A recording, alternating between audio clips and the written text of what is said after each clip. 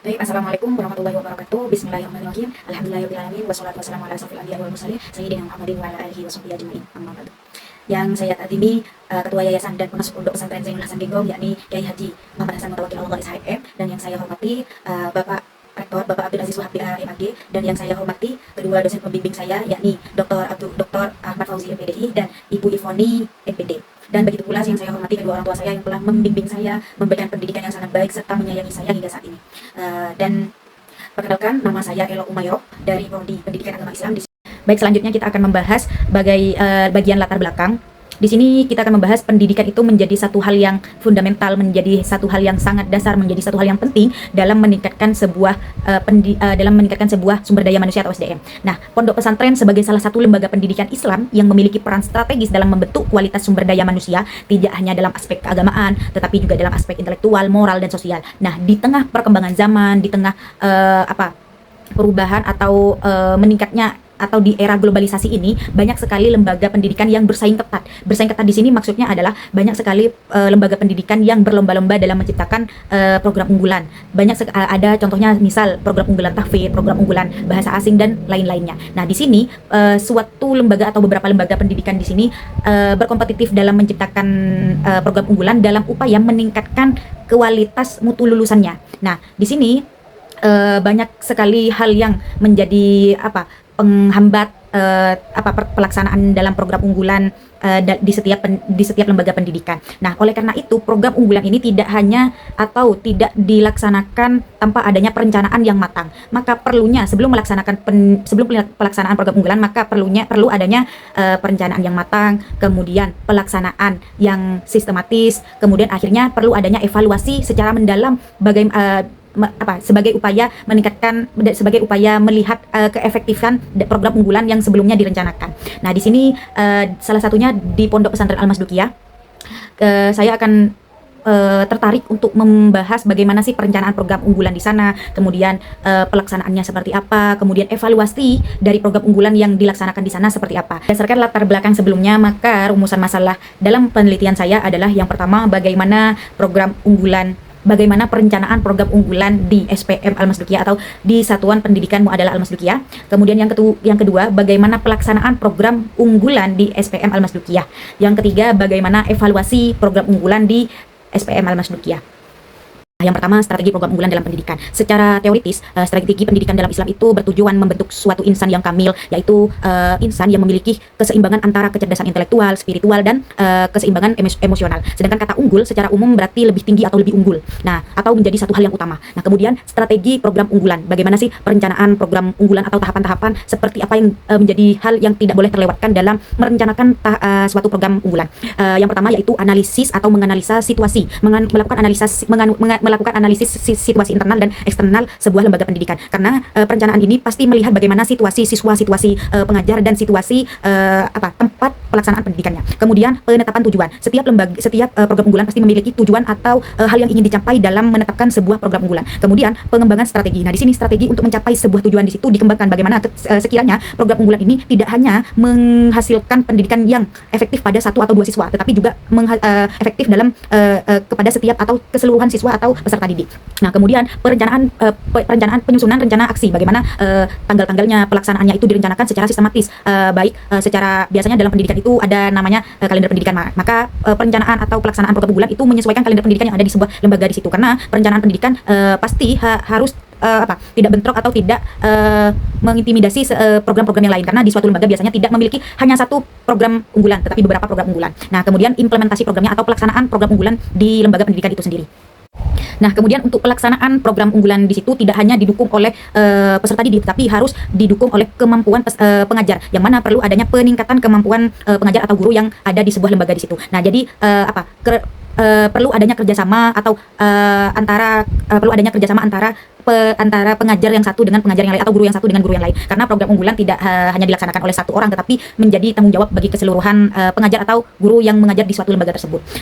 Nah, kemudian evaluasi program unggulan. Ketika perencanaan kemudian pelaksanaan sudah terrealisasikan, maka perlu adanya evaluasi untuk meninjau seberapa efektif atau seberapa berhasil program unggulan yang direncanakan, seberapa keberhasilan atau karena di sebelumnya di perencanaan itu sudah direncanakan matang-matang tujuan dari program unggulan tersebut, maka itu menjadi patokan dalam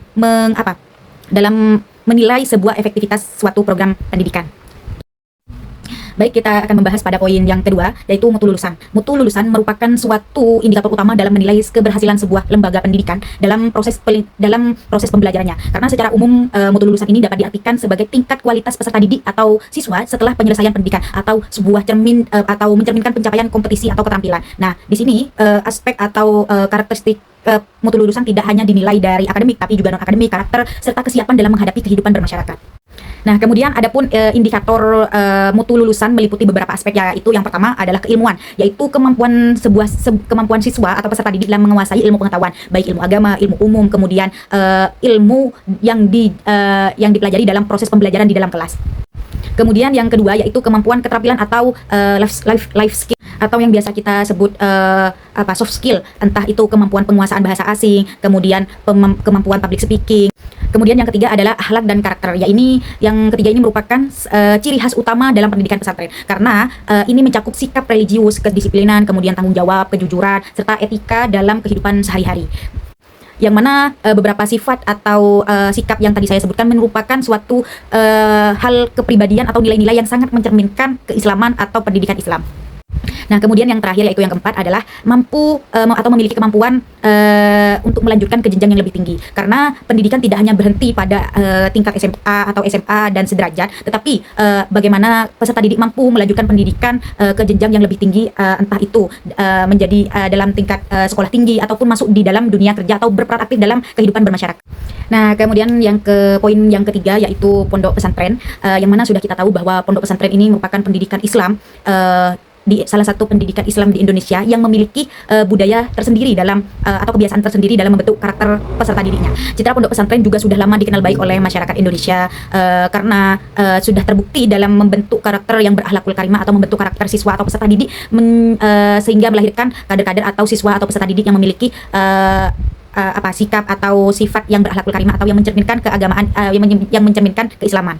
Dengan perkembangan zaman sekarang, ada beberapa pondok pesantren yang memiliki karakteristik yang berbeda, seperti pondok pesantren yang berfokus pada pendidikan kitab kuning, yaitu biasanya kita sebut dengan pondok salaf. Kemudian ada pondok pesantren yang memiliki sistem kolaborasi antara pondok salaf dan pondok modern, yaitu di mana memiliki pendidikan kitab kuning dan menerima pendidikan modern juga. Kemudian ada pondok pesantren yang full basicnya adalah modern, yang mana di sini memiliki sistem tersendiri namun tidak melupakan hal-hal yang atau pendidikan keagamaan seperti pondok salaf, atau masih mengajarkan dan tetap mengajarkan kitab-kitab namun menerima atau melaksanakan program atau pendidikan modern seperti layaknya sekolah-sekolah negeri.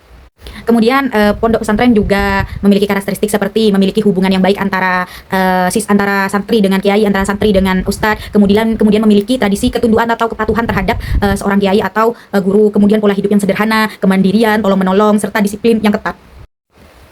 Baik, untuk sekarang saya akan menjelaskan metode penelitian. Yang pertama yaitu saya menggunakan pendekatan kualitatif karena saya ingin meneliti bagaimana strategi program unggulan yang ada di Pondok Pesantren Al-Masdukiyah, yang mana data yang saya sajikan dalam bentuk deskripsi secara mendalam dan menyeluruh. Kemudian jenisnya adalah studi kasus, yang mana lokasinya adalah Pondok Pesantren Al-Masdukiyah. Kemudian sumber data yang pertama yaitu hasil wawancara dengan pimpinan atau ustadz atau ustadzah serta penanggung jawab program unggulan di Pondok Pesantren Al-Masdukiyah. Kemudian sumber data sekunder yaitu dari hasil laporan program unggulan, kemudian atau draft Pondok Pesantren Al-Masdukiyah, serta laporan-laporan yang bersangkutan dengan program unggulan. Kemudian teknik yang saya lakukan untuk mendapatkan data tersebut adalah yang pertama observasi, yang kemudian wawancara dan dokumentasi. Observasi di sini saya terjun langsung di lokasi atau di Pondok Pesantren Al-Masdukiyah, menganalisis bagaimana program unggulan terlaksana atau bagaimana perencanaan yang dilaksanakan oleh Pondok Pesantren Al-Masdukiyah. Kemudian wawancara, yang mana sumber datanya yang saya sebutkan tadi. Kemudian dokumentasi merupakan satu hal yang penting